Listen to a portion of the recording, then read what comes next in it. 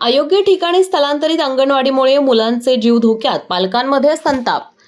कुंभोज येथील क्रमांक 74 अंगणवाडी चुकीच्या ठिकाणी स्थलांतरित केल्यामुळे लहान मुलांच्या सुरक्षेचा प्रश्न निर्माण झालाय।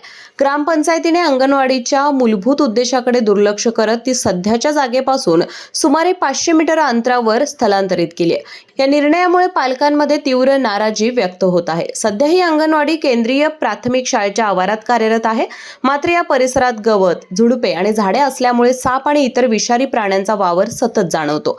त्यामुळे येथे येणाऱ्या लहान मुलांच्या जीवाला धोका निर्माण झालाय असा आरोप पालकांनी केला आहे।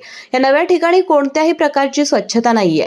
लहान मुलांसाठी आवश्यक सोयी सुविधांचा पूर्ण अभाव असून संडास आहेत, मात्र त्यांना दरवाजे नाहीत। पिण्याच्या पाण्याचीही सोय नाही। तसेच अंगणवाडीच्या इमारतीत चढ उतर करण्यासाठी आधार नसल्यामुळे लहान मुले घसरून पडण्याचे प्रकार वाढले आहेत।